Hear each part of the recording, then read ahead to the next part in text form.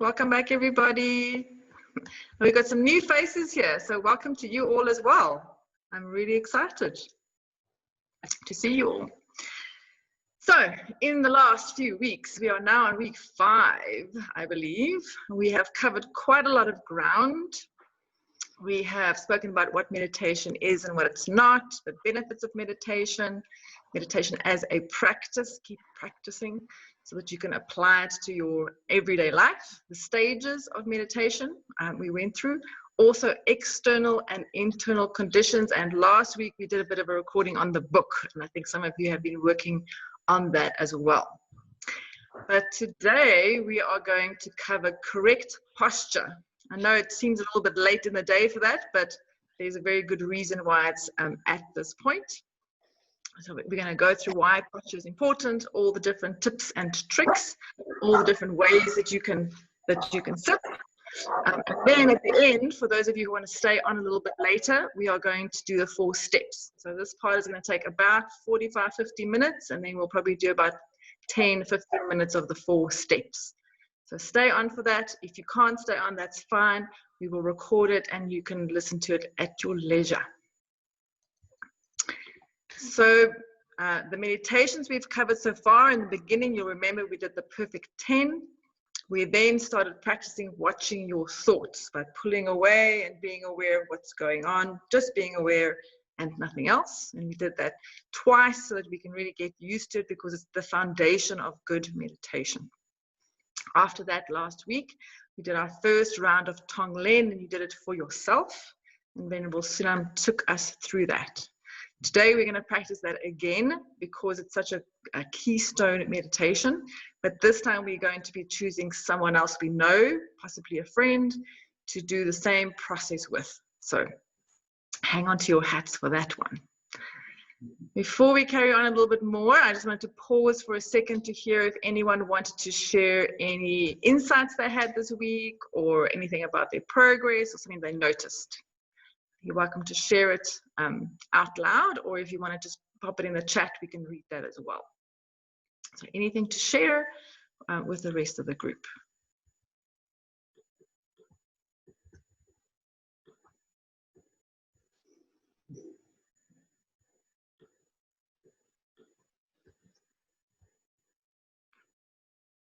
So obviously everybody enjoyed doing Tong-Len with yourself. I see smiling faces all around. Good. All right, then we can move on. We'll have another pause a bit later for more questions once we get past a certain point. So the importance of the meditation posture. So really, if you think about the meditation posture, it is really important for your body to be in almost a suspended space, like that bridges, so that there's no strain on any part of your body while you're doing your meditation, because your attention will go to your body if there's anything happening. So just as you have set up your external conditions to be minimized due to distractions, or to make it as beautiful as possible to encourage you to meditate, you probably have to do the same with your physical body.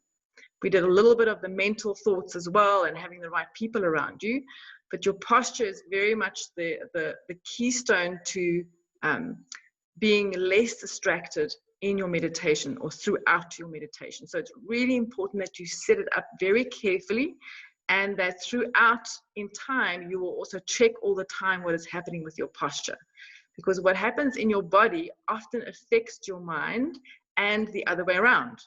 So we know that if you tilt your head up or tilt your head down, certain different chemicals start flooding into your brain. And so that's why it's so very, very important to control your body as much as you will control your mind, for you to allow you not to worry about your body, but rather focus on your meditation. And Venerable Sunam will tell us a little bit more about the background of this and where a lot of this thinking came from. I would like to refer, really like it's a waltz with your body during meditation. It has to be quite easy. You have to put your body in a posture where you don't have any pain, where it is easy to sit, where you can completely forget your body and just focus on your mind. And so it's important to also, like with every other practice, just try it out, change it as often as necessary, and if you have found your perfect posture, then stick with it. And why are we not meditating in the bed? Okay, I would fall asleep. I think most of us would fall asleep, or slouching on a nice love seat, or on, I don't know, whatever nice lazy seat you have. It's so important that your body is straight, and it's not mainly about the body, because when your body is straight, also your channels are straight. And we know that our thoughts are riding on the winds. And so if your channels are straight and the wind can flow freely, that enables you to go deeper in your meditation. If you have a slouch channel or a twisted one, the energy is not able to flow freely, and you will not even reach a really focused state of mind, because the flow of the energy, especially in the channel, influences your ability to focus, and the other way around. So that's why it is so important. And it's really about experimenting, and Hanlie offered today to be our posture model, and we will show you really a lot of variations. Thank you, Hanlie, for that. As well, I hope you have noticed the beautiful temple of Diamond Mountain in the background. So that's where she is today, our posture model. So let's go, what is important? Let's go over the points shortly in theory, and then we show it practically. So the 7 or 8 points of postures are taken from the scriptures, and they are also called the 8-point posture by Vairochana, which is a beautiful Buddha who has passed on this posture. And we have added one, the first 0.0 of the posture for modern life, which is called turn off your phone. We have already discussed that early on, just to remind you. So in the traditional posture where you check your posture, normally you sit down on your chair or on your cushion, and then you go just through these 8 points. First, you check your legs. Then you check the posture of your hands. I remember that it's going from the bottom to the top. First your legs, then your hands, then your spine, then your head and chin, then your teeth, lips and tongues, then your eyelids, then you go back to your shoulders, and then we go on to the breath. The 8 points is sometimes mentioned in the meditation posture, sometimes not. I think it's a beautiful connection, because then you start your meditation, because that is what we do in the beginning of a meditation. We are concentrating and focusing on our breath. So let's go forward. First thing of all, it's not the Olympics. It's not about how you look to others. It's not about I need to meditate in full lotus, because otherwise you cannot have a good meditation. It's all about that you can park your body and forget it. It does no good if your knees hurt and you are simply meditating on the pain in your knees and not on the object you want to meditate on. So please meditate on a chair if you are not able to sit comfortably on the ground. So let's start with the chair. Hanlie, please. So sitting on a chair, sit down. We start with the legs. That means that your foot is completely on the ground, not only the toes or not only the heels. So maybe your legs are too short, then you can put a cushion under your feet that they are really completely on the ground. Yeah, for example, a meditation cushion. Then the next point, you should be aware that it is a 90-degree angle between the foot and the leg, and also between the knee. Exactly. And then what you can see very clearly, if you go along the angle of the thighs, Hanlie's butt is deeper than her knees. And that's not correct. Your butt should always be higher than the knees. And most of chairs nowadays have exactly that angle, that the butt is deeper. So in that case, really, with this chair, you would need a cushion under your butt to have the correct posture. Yeah, or a blanket, that's a perfect solution. I think that does, maybe if you do the meditation cushion away for your feet, then it's perfect. Otherwise, you would need another one. Yeah, that's perfect, where you can see really clearly the knees, the thighs are having a little bit going down, and also that the hips are a little bit pointing forward. Can you point your hips backward like this? Oh, you don't. That you can move your hips back and forth like this. Yeah, that's not correct. If the hips are pointing backward to the chair, other way around, Hanlie, please. That's not right. The hips should always be a little bit forward. That makes, yeah, perfect. That makes it much easier to sit in the spine. Good. This is legs and cushions for the chair. The next option we have is the Japanese seat. Yeah, and if you show it the other way around, you can see that this has already the correct angle for your hips. Is you put your foot under the seat and you see that it's really the perfect angle. And I think this is also something you need to figure out, that you don't have too much weight on your knees or that you slouch back or too much forward. That is a little bit too forward. We talk about that in a second. Yeah, thank you so much, Hanlie. So the third option is now the floor. Hanlie has prepared a zabuton. It's very important that the floor is not cold. That's why these things are quite perfect. You can also have a folded blanket, maybe a nice Mexican one. These are very nice to sit on for meditation. And then there are plenty of meditation cushions. This is a little bit of a half moon. They're round ones. You need to figure out what fits to your butt. For example, what I am using since many years, I'm using these things you use in the airplane for your neck, because this one has for me the perfect form and the perfect height. But yeah, so that's, just try out maybe in the store or when you are with friends which have a different one, which is the one which is right for you.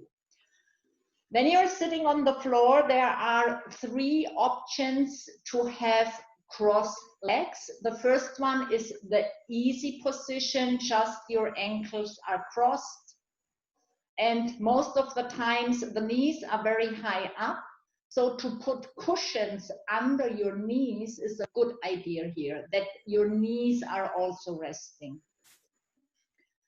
The next one is half lotus, where you put one foot up. Normally one side gets better than the other one. And the third option is full lotus. I don't know, Hanlie, if you can show that. Okay, the full lotus is that you put up the other one as well. But as I said, it's not Olympics. Just take the one you can do. I don't know, Hanlie, are you meditating in easy position or in half lotus? What is the one which fits to your, you're using the Japanese one. Yeah. Mm-hmm. Yeah. And then one of the most important things when you are sitting on the floor is deciding how high needs your cushion to be. When I look at Hanlie, for me, it looks like a little bit, this cushion is too high for her. The angle between the knees and the butt is quite high. I assume she has a lot of weight on her knees.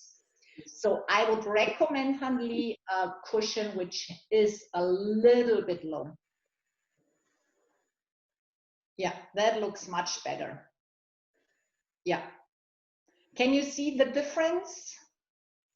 So it's not like this, like in 45 angle degree, how her thighs are going. It's more maybe a 10 or 15 degree. But you need to figure out how you can sit. This looks for me much more healthy with much less weight on the knees. And can you do it without a cushion as well? Without a cushion, if you like this, so it is recommended that the knees touch the floor if possible. It's about the energy flow. And the second one is, it takes you an incredible power of muscles in your lower back to sit upright. Because then you really have to work that your hip has this slight forward angle. We are talking in a second when we are coming to the spine. Yeah, even her back looks straightened. Yeah, exactly. That's what was the next. Yeah. So these are the three different options. Okay. So these are the three different options for your feet, for your leg, and for the cushions if you're sitting on a chair, if you're sitting on the Japanese seat, or if you're sitting on the ground. The rest is more or less the same for all three sitting options. So the next are the hands and arms. The traditional one is that you put your left hand down, the right hand on top, and your thumbs are meeting, and then you put it in your lap. Often it's comfortable if you put a small cushion under your hands, that they are a little bit higher. I often use, yeah, a small cushion. A lot of people use a blanket or whatever. And also you need to decide at that point if your elbows are near your body or if they are a little bit outside. So if it's hot, maybe put your arms a little bit outside that there is air going through. If it's colder, maybe they are nearer to the body. The next option is to put them relaxed on your thighs, either with the palms down or with the palms up. If you put them on your thighs, I think it helps a lot when you put them on your thighs and you have the feeling this is relaxed. Draw them 1 inch to your body and you will feel that your arms are supporting your spine much more.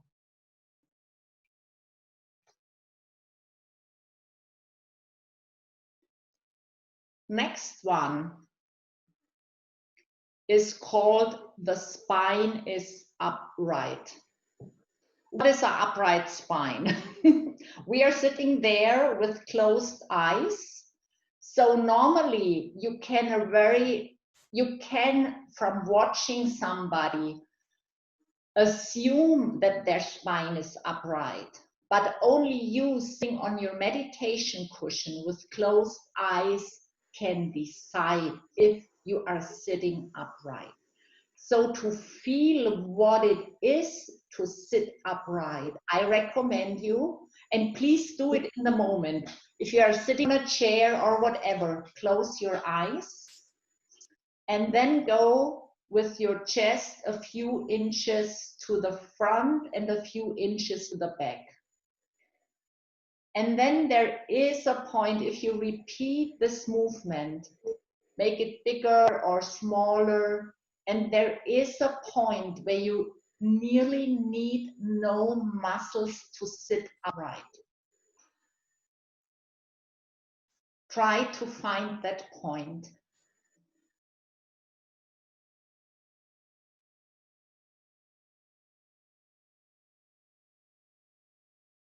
And then you will also notice, if you now concentrate on your legs, that the legs are only carrying their own weight.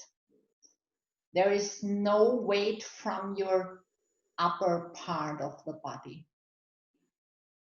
And then you can do the same to the right and to the left, a few inches to the right, a few to the left, and then make the movement smaller and smaller and find that point where it feels like effortless. I would call it effortless. You feel that you don't need any muscles to do it.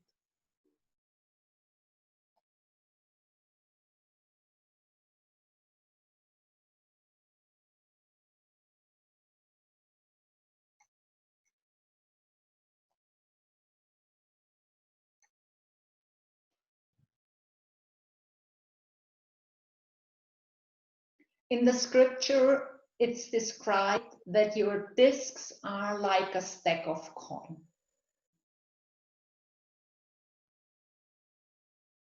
Or another one says it feels like somebody is pulling your head up. It's like two opposing energies. There is an energy at your head which draws you into the sky, and there is an energy at the end of the spine which draws it into the earth.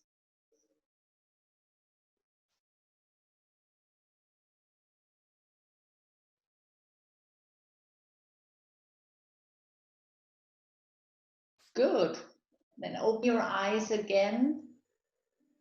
And I hope you have felt in your body where this point is, that you really, where it is effortless, where you don't have to squeeze your belly muscles to, that's normally when you are leaning too forward, then your belly muscles are working. And if you're leaning too back, then the muscles next to your spine are working.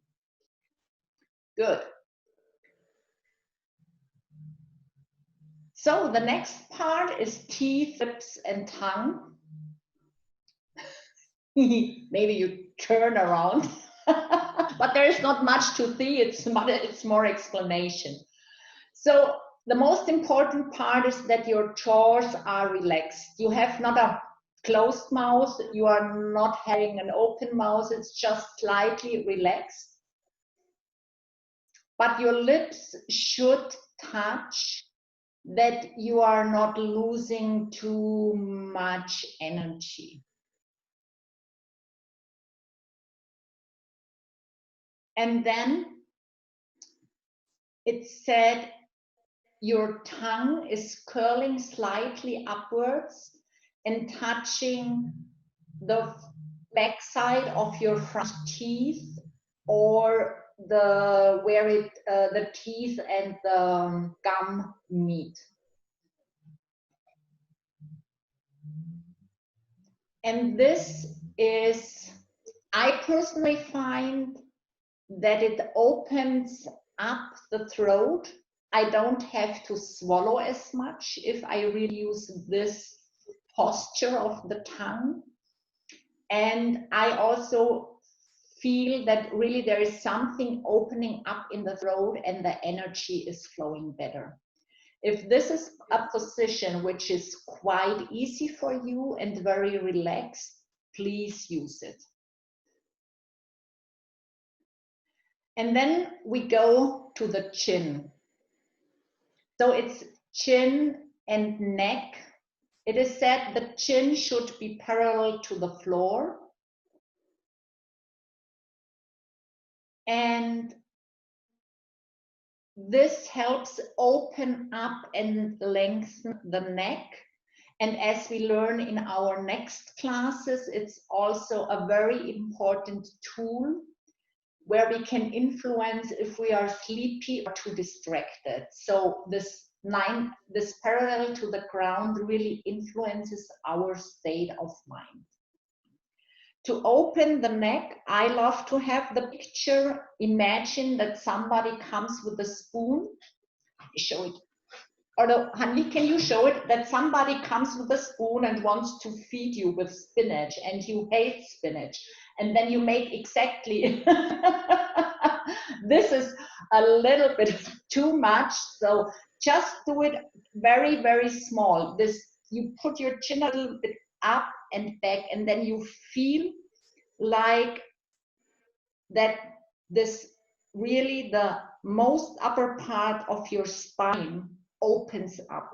You can even feel it if you put your finger there where the spine meets the skull. Something is opening up.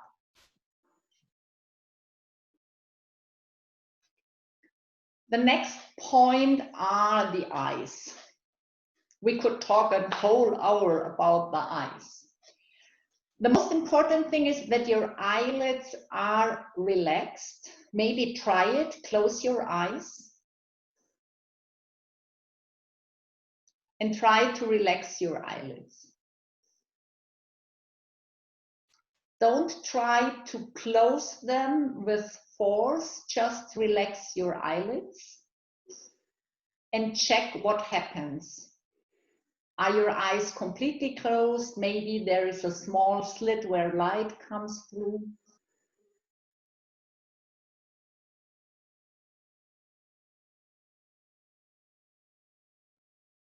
For me, it also helps to imagine that the forehead is very soft. That automatically relaxes my eyelids.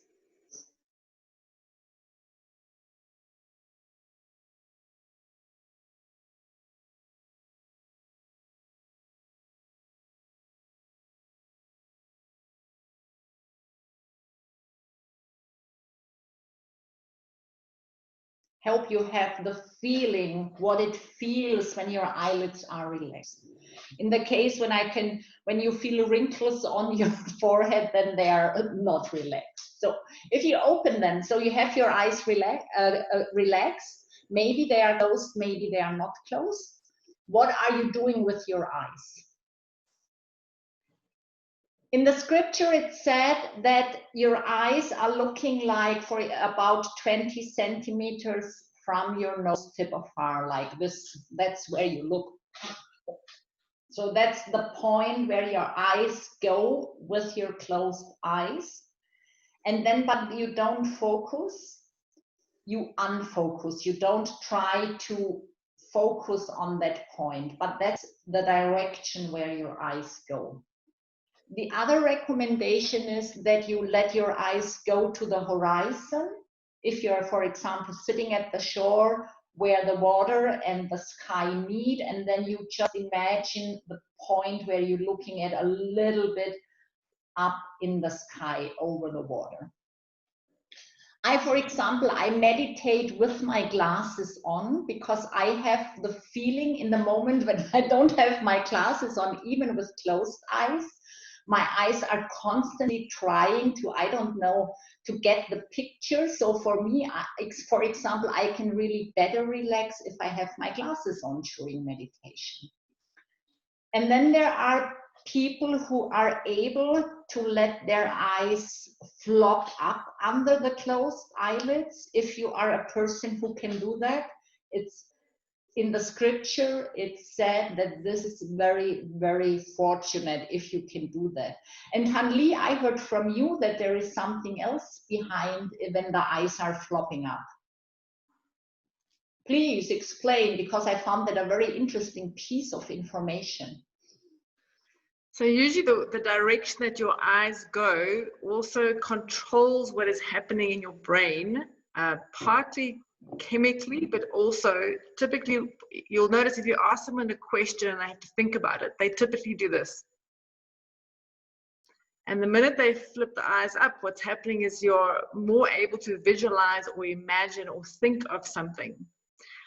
Sometimes when you say to them, can you remember something, you'll notice that they might drop their head and drop their head to the one side or the other side. That's because they're going inside to find information that they have. So they're going through a filing system. And so where your eyes go and where your head goes is very important for those kinds of things, but also for your frame of mind. When you notice people are always looking down all the time, it's not very good for your state of mind in terms of your overall happiness. Where if you're very happy and joyful, you'll notice that your head is always up and looking up as well. So if you're feeling a little bit down, it's very important to get your head up rather than looking down at the ground the whole time. So both the head position and the eyes themselves make a very big impact on your inner world. And I think you said when you are able to do that with your eyes, it might be easier to do visualizations during meditation. Yeah, that was very interesting. Yeah, and this up and down, as said, we talk about that more in the next class. Thank you. So then we have the last point are the shoulders. They are the same levels. And so it's referring to that no shoulder is higher than the other. But it is also referring that you are not twisted. So that not one shoulder is leading. So this can also be done by if you just turn a little bit around your spine and find it. Or you turn it a few times before you start meditating and just let it flow very easily back down.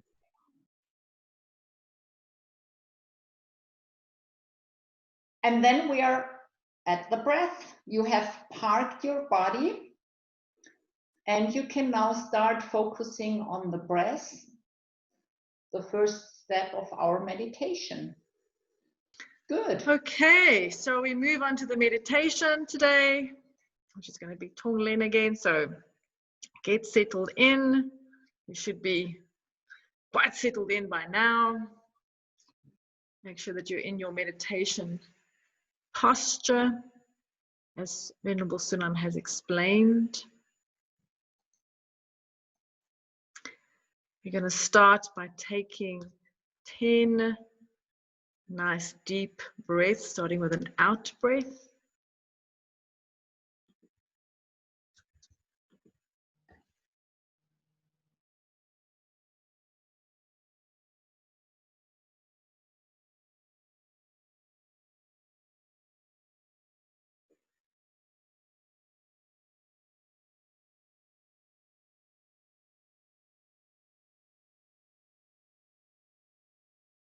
And as you're calming your mind with your breath, I'd like you to start thinking about someone who you know that's having some kind of problem, either mental or physical.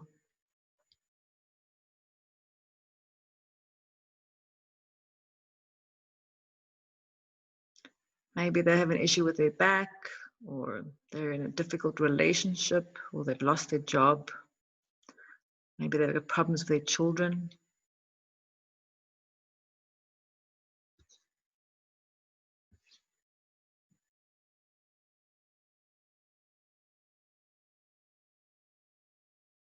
I want you to imagine this person sitting on the bed in their own home, and you can see that they're worrying about this problem.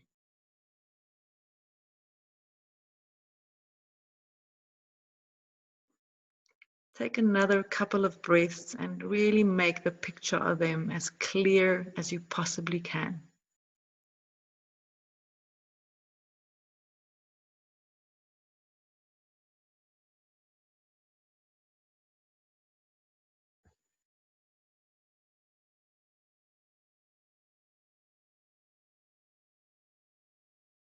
Now imagine that you are sitting in a chair near them in the same room, but you're invisible. They can't see you.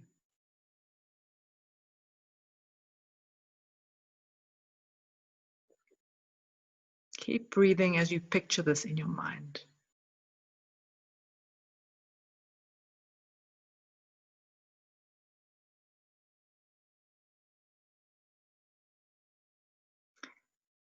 Now turn your focus inwards, inside your chest, where your heart is.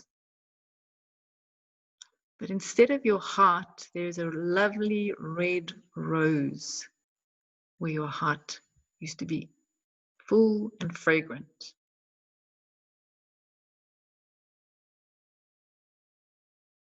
You see something sparkling, and when you look inside the rose, you can see a beautiful, clear, sparkling diamond.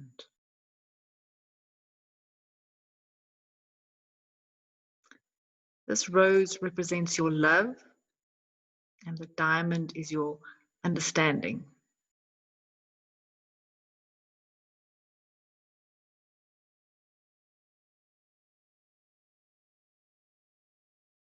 Just keep breathing and picture this.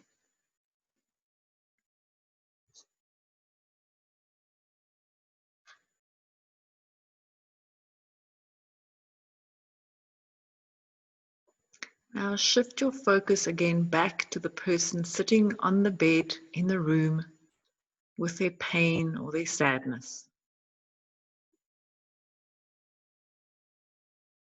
Try to imagine that the suffering is spread throughout their body, running through their body like blood in their veins. And picture all of the suffering being black in color, very much like a dark thundercloud before a storm.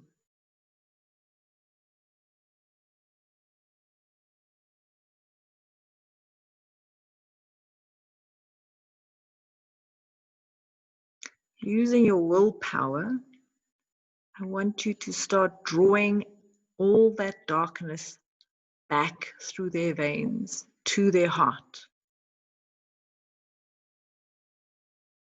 You'll notice a small clump of darkness begins to gather there. All the pain they have distilled together into a lump of black, like a sticky piece of tar, or maybe a black cloud.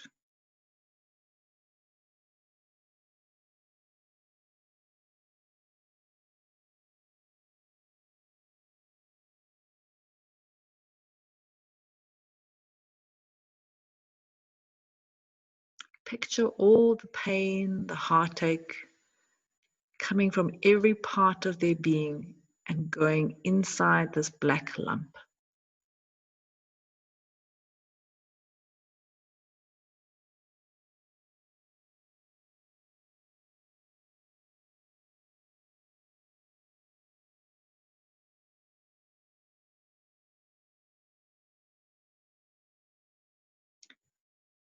Bring your attention back to your own breath and slow it down.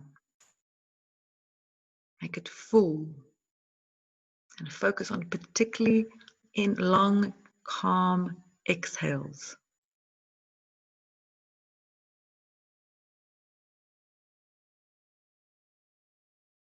Just take a few moments to get that right, focusing on the exhales, long and calm.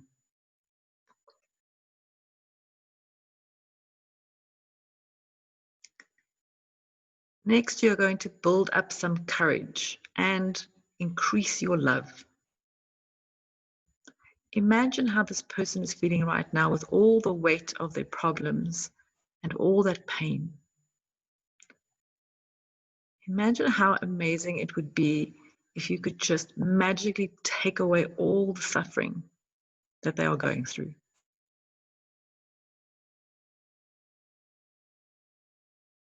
Focus on this compassion until it gets really strong, and that you feel that you are almost willing to take on the pain on yourself, if this means that they would be free of it. Stay there and make those feelings stronger and stronger.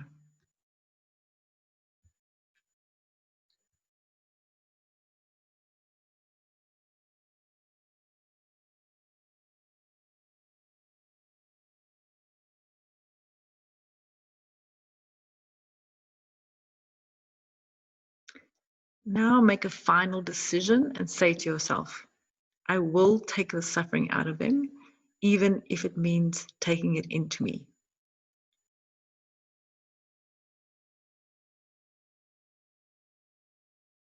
Come back to your breath and follow it for a few more ins and outs. Then imagine that your breath is acting like a magnet. The next time you breathe in, the lump of tar or the dark cloud inside your friend's heart stirs slightly. And each time you inhale, the lump moves a bit up through their windpipe towards their throat.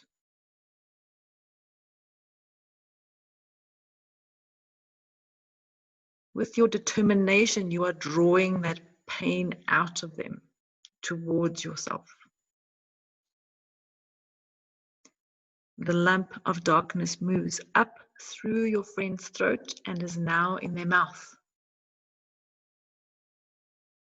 Their mouth opens and the lump comes out and hovers in the air in front of their face.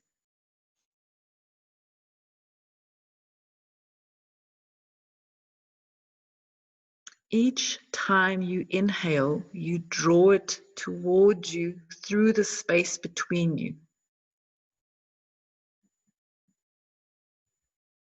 until finally the lump of pain is hovering in front of your face, just below your nostrils.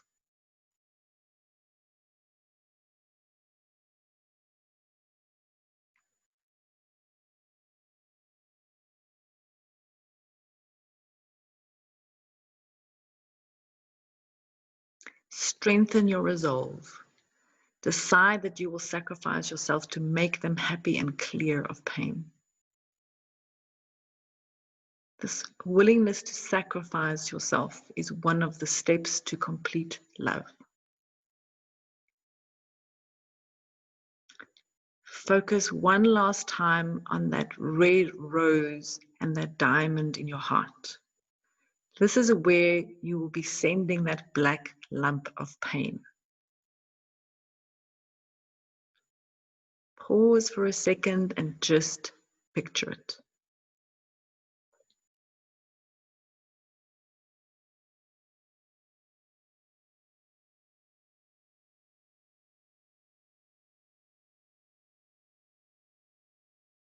In your mind, you're going to count to 3 slowly, and on 3, you're going to take a deep breath in. What happens when you take that third breath will be very fast, so follow it closely.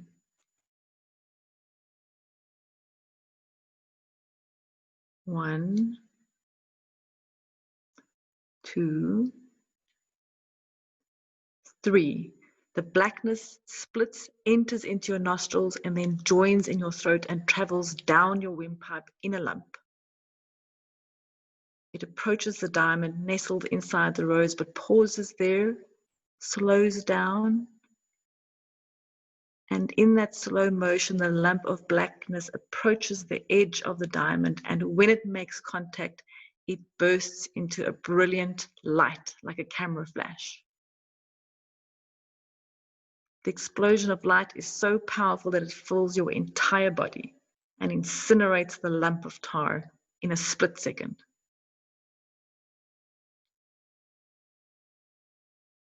In the next instant, all that remains is a slight wisp of grey smoke, just like the last bit from a candle that has just been blown out.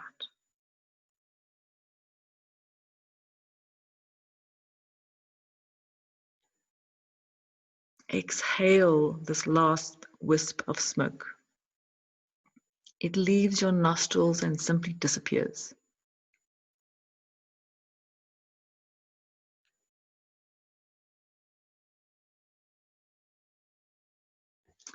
Pause for a moment and think to yourself, all that pain, every atom of it, is completely gone now.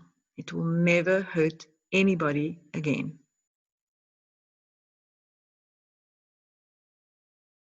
This step is really important because although you're willing to sacrifice your happiness for your friends, this willingness to sacrifice this complete love is so powerful that it actually guarantees that the result of your sacrifice will be more happiness, more than you ever dreamed of for yourself as well.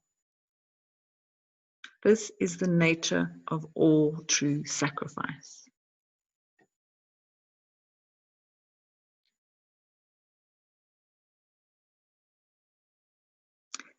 Now bring your focus back to your friend. Their body is completely free of pain. Their heart completely free of worry and sadness. All their problems have suddenly disappeared. And because you are still invisible, they don't even know why. But they don't really care how it happened. They're just so happy to be free of suffering. Pause here even a little bit longer than in the steps before and enjoy the look of wonder and relief on their face.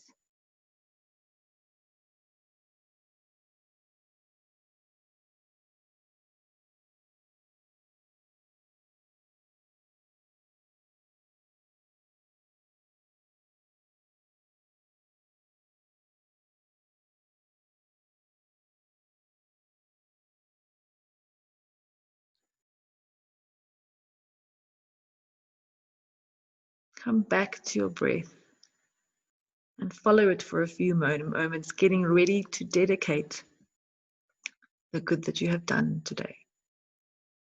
Your friend is free of pain, but why not fill them up now with the opposite? Why not take a few minutes to even increase their joy and their brightness? Use your own breath to accomplish this. Imagine that the diamond in your heart begins to sparkle with warm golden light, and this light is suffused with the delicate fragrance of the rose. As you breathe out each time you exhale, some of this golden light is pouring out of your nostrils.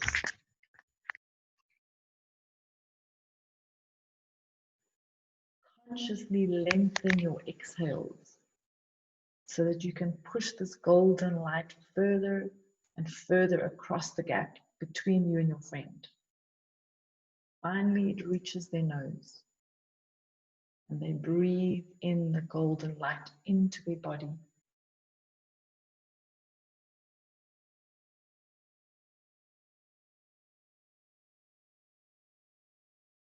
Keep breathing steadily with long, purposeful exhales.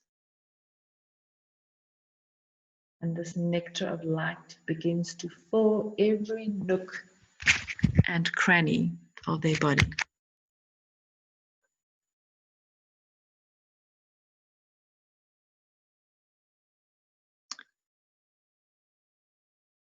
When they are glowing full of light, come back to your own body. And with your eyes still closed, gaze steadily and happily at your friend's face. They will have no idea why, but suddenly, instead of pain, they are filled with the most pleasant feeling of security, happiness, and love.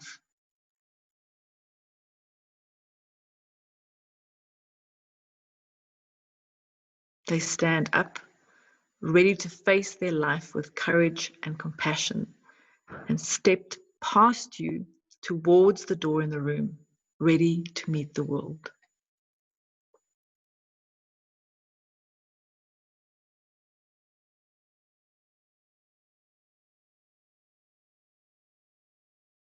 Slowly come back to your breath.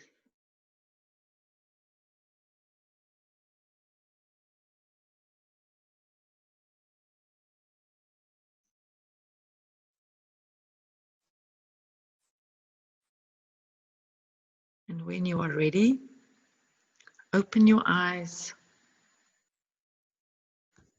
take a good stretch, and now you are also ready to meet the world.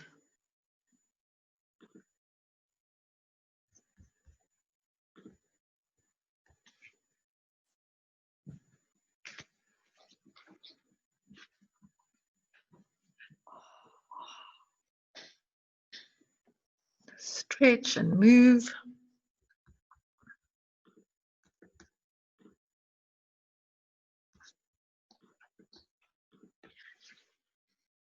Thank you, Hanlie. That was very, very beautiful. Thank you. And so that has been our second practice of Tong-Len.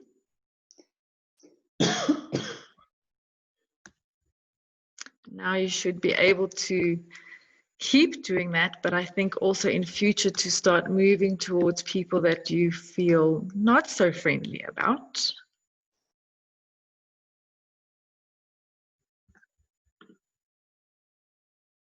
And in the next couple of weeks, we're probably going to move on to the preliminaries. Is that correct, Sunan? Yeah. Right. Next week we start with it. Great. And then also we are going to move on to the 5 problems and the 8 remedies in the following weeks. But before we get there... Sorry, I got backwards. That's all right. Where is our homework? Where's our homework? Homework. Yes, the homework is coming. So... I don't see a homework slide, sorry. Another one? Ah, there it is. Go. Here we go. All right, so homework for this week. So what we would like you to ask that during meditation, when you turn on your watch, you're like, oh, is my mind on the object? I'm still doing Tong-Len or I have something else, or am I sleepy? Combine it with a short body check. Just go for 2 seconds through your body. Are you still upright? Is your chin level? Is there any tension in your body? Try to combine that, because during meditation, in my experience, you start to slouch over, you start to leaning forward, you start to twist, your shoulder is coming up, or whatever. Everybody has something else what the body is doing. So try during the meditation, every time when your watcher kicks in and asks yourself, am I still on the object? Also check your posture. Otherwise, put the alarm clock on 40 minutes and do the meditation we did today with Hanlie. Thank you for that. It was really beautiful. Do Tong-Len with the person you love and take their pain. And keep the meditation journal. That's not new. You know already how to do that. So we are quite over time. Please feel free to leave if you have other appointments. As Hanlie already pointed out, normally after 24 hours, the recordings are available on YouTube. I send you an email when they are available. Today, we would like to go with you over the 4 steps to remove the negative feeling which you have, the main negative feeling which you have identified in the meditations, watching your thoughts.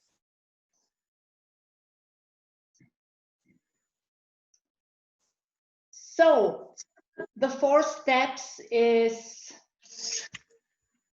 a plan how you plant the karma to get everything you want in your life. So the first steps includes what you want in your life. Make it short, make it specific, say it in a single sentence. And it's also important that you always put it in a positive way. Like, for example, if you want to get rid of anger, you don't say, I want to have no anger anymore. You say, I want to be a very patient person. The next one is that you identify a karmic partner, somebody who has a very similar problem like you and which you plan to help. This is your karmic partner. This is the fertile soil with whom you plant the correct seeds that you can reach goal you have formulated in step 1. The third step is you're actually doing and helping this person. And since karmic seeds are growing, we say it's enough if you help this person 1 hour per week, because karmic seeds are doubling every day, so it's getting a very short time quite big. 1 hour per week is enough to plant the seeds which will help you to reach that goal. And the fourth step is one of the most important ones. It's coffee meditation, or in other words, being happy that you apply a new system, in the sense of you are helping somebody else to reach the goal, which will help you to reach this goal you have. And this does not you don't need to do it on the cushion. Normally we do it, that's why it's called coffee meditation. We do it when we go to bed and our head hits the cushion. We just replay how we have helped that person, and we are very happy about that. So this was the short overview. So in the next round, I would like to go over the 4 steps again with a very specific example, so that you can have a better feeling how to apply it when it comes to feelings or negative thoughts. So I would like to do it with 2 examples. I have chosen anxiety, and the second one is discontent or always wanting something. So let's go through it with anxiety. I have identified during my meditation that the feelings, the negative feelings which come up the most are anxiety. So how can I address that with the 4 steps?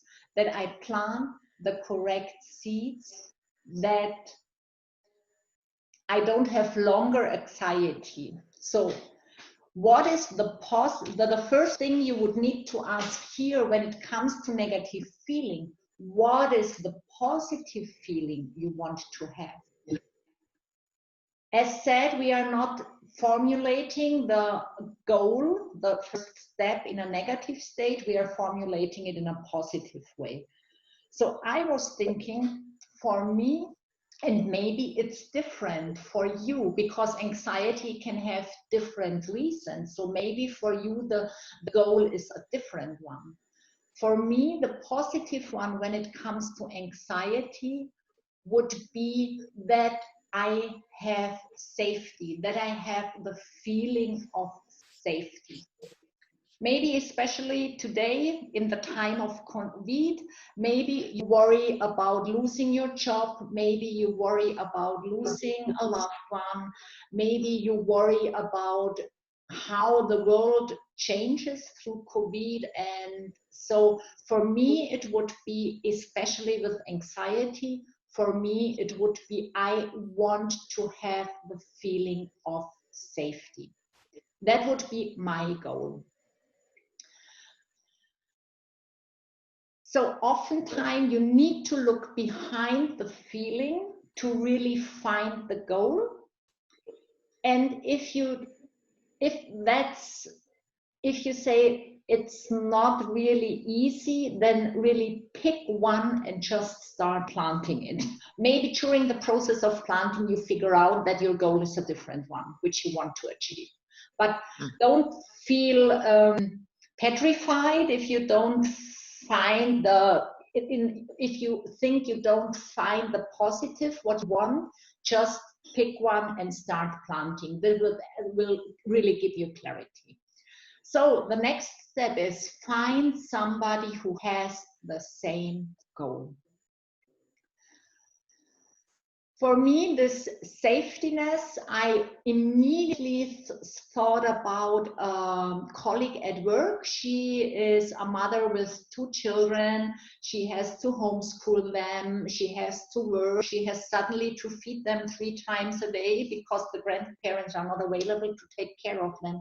And I can feel how she has really fear that the situation will not end for her, and she feels totally overwhelmed and anxiety that she is not able to fulfill that. So I picked her, my dear colleague, to give her some kind of safe feeling in this situation. So the next thing, what do? I need to meet her once a week for 1 hour and help her and give her this feeling of safety, or give her advices how she can reach this safetiness. Is this the correct English word, safetiness? So nowadays we don't meet in person, so I set up a Zoom call or a phone call with her. And since she is also a good private friend of her, I don't tell her, would you be my karmic partner? I would like to give you safety.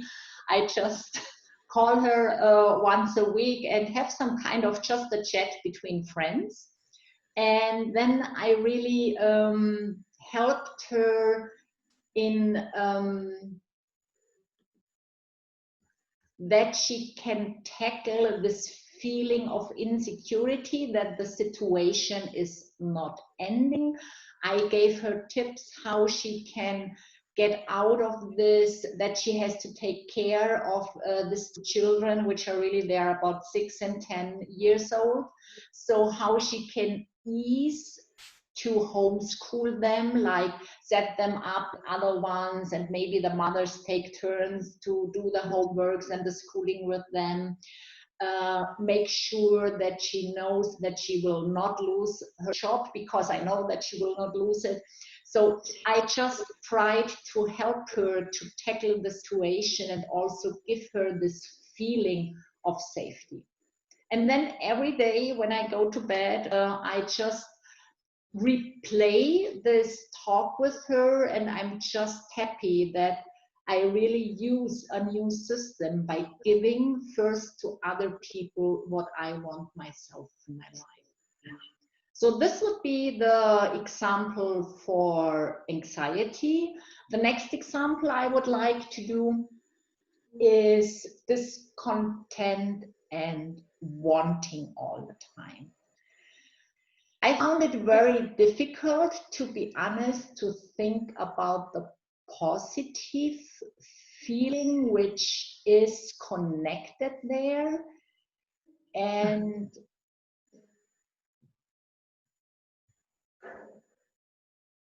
I find, for me personally, if it's what you have, maybe for you it's different, but in my case it was just being grateful for what I have. Then I don't need to want something else. So it was some kind of thinking in the old worldly way, and also having the karmic correlations. So this is, I think, the person to pick here.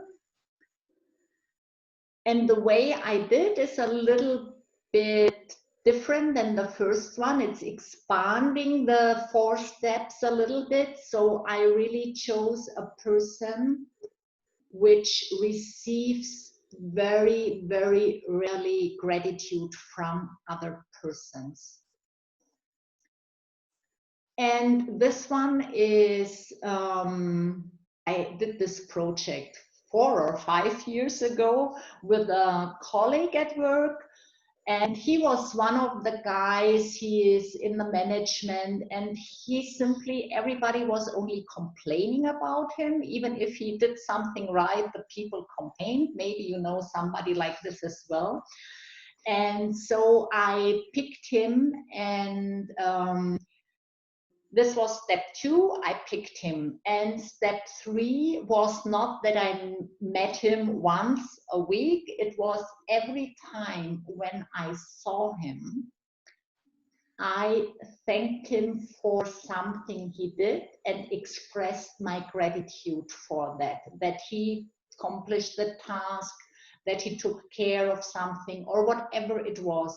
So it was very funny, because every time when I met him, so it was really something also connecting a habit. Every time when he showed up, I just thought, oh, gratitude, you have to thank them, thank him for something. And that worked very well. After a few days, it was really some kind of, I already got in the habit of doing it.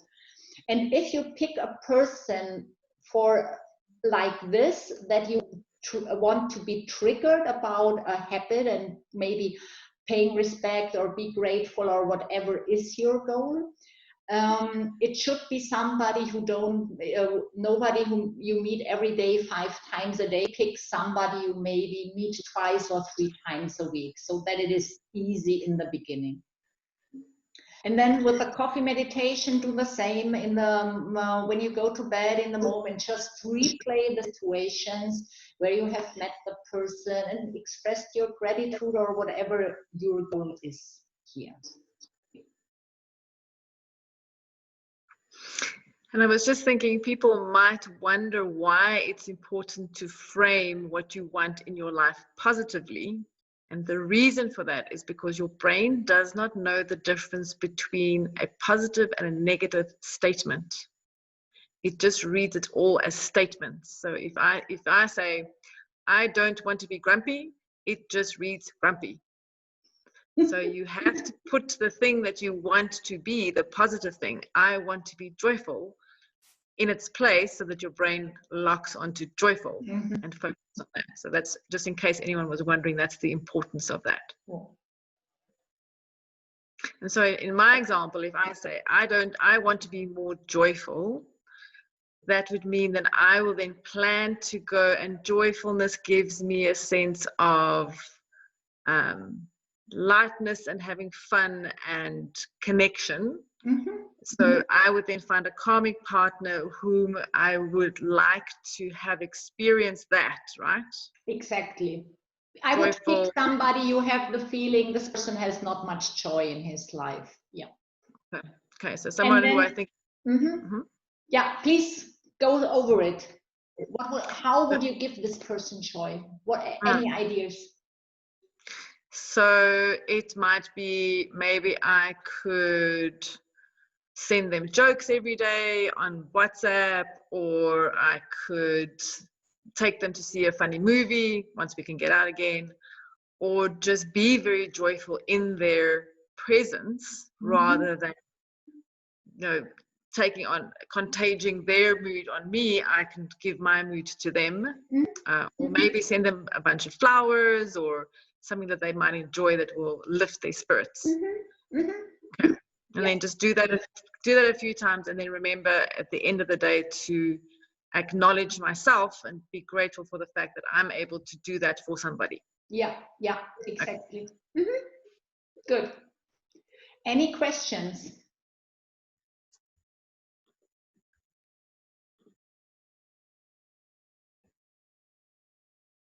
No. Good.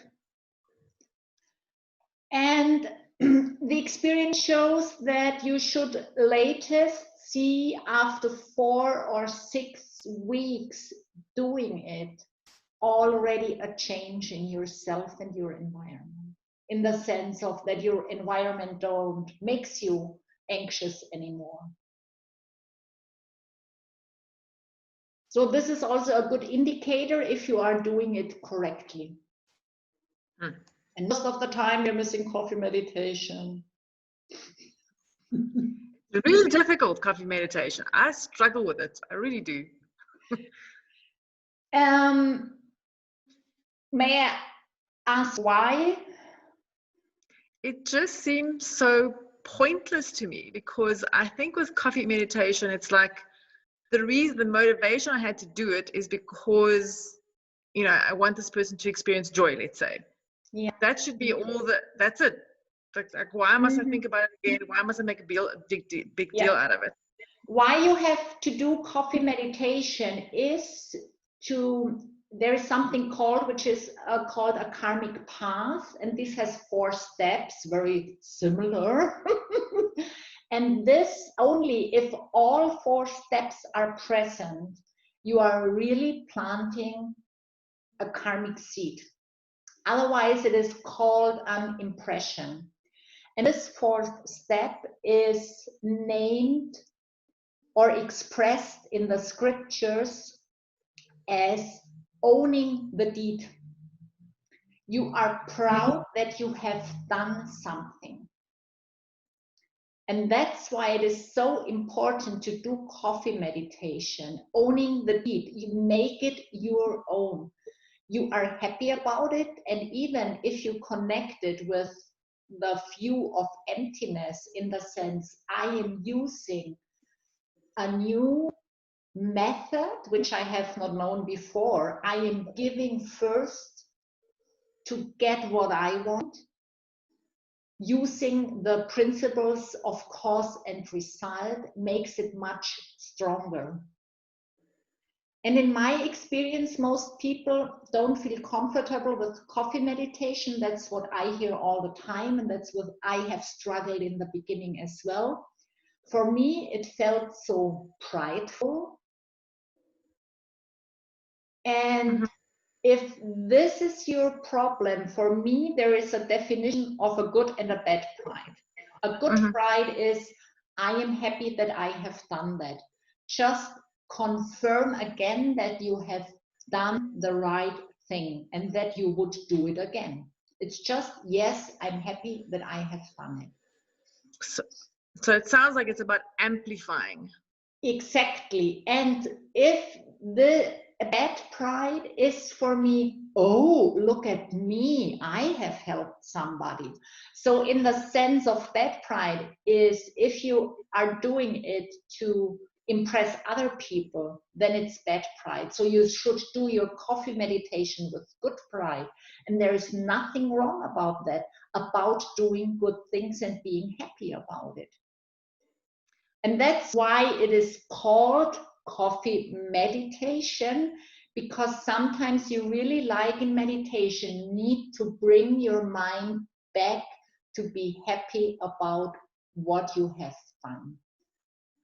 So that's why the meditation is in that word, because we want to, oh, I don't want to think about it. Yeah, please, mind, come back. We are happy about the good things we have done. Okay, so that answers my second question, which is, why not just amplify when you're doing it? Why do you have to go back to it? So it's part of the practice of bringing the mind back. You even do it 6-7 times a week, even if you maybe only talk to the person 1 time per week in person. So you're amplifying it every day. Gotcha. Xenia, there's a question. No, I just wanted to share about my experience with coffee meditation. And I'm surprised to hear that people don't like it. I liked it from the first because I realized that I cannot concentrate on every time I do the small deed. You know, I mean, I just do it. It's natural to help people, you know. So I'm like, a friend needs me, please. Even a stranger somewhere. I mean, last time I was buying something. I'm in Germany. I was buying something, and next to me a lady, probably a tourist, wanted also to buy, and the seller couldn't explain, I mean, the difference of the choices she has. She was looking at me him like that. I was already ready to leave because I was done. But then I just automatically, you know, translated into English because I could. I mean, it was easy for me. And then they were both so happy because none of them could have like communicate, you know. And I mean, this is just like a small gesture. And generally, I do things and then I forget. And for me, this evening reminder, when I do the coffee meditation, it's so much. It's like, I realize that I have this thing of willing to help people. And the problem is I was never valuing it before. Yeah. You know, I was really thinking, yeah, big deal. Because for me, I mean, I was thinking always, helping is like, I don't know, opening a charity organization, saving the world, saving children, you know, this is thing. But the little help I do, it's nothing, you know, and actually it is, because if we all do these little things, the world changes. Yeah, yeah. You point out a very good point that you can also boost every small good deed you do during the day. Yeah, yeah. If you do the coffee meditation, you can just start going through your day again and be happy about every good deed you have done. Yes, that's what I'm doing actually. I'm doing, Yeah. and I'm rewinding the kind of like the movie, you know, Yeah. of the deed, Yeah. and I'm trying to see the smile, the happiness of the person I helped, and then share that happiness with the person, you know. Yeah, yeah. Very, very nice. Thank you so much. Welcome. Good. So that leads to, if you do the 4 steps, you should like this after 4 to 6 weeks.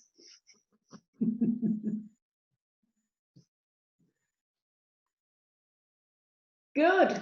Then thank you so much. Thank you as well for your donations for the course. We really, really appreciate it, and it would help Diamond Mountain to be sustainable till we can have retreats again. And see you next week. Then we start with the 5 problems and the 8 solutions in meditations. That's why your meditation journal is so important, that you really notice which problems you have. Then we talk about the solutions to fix that.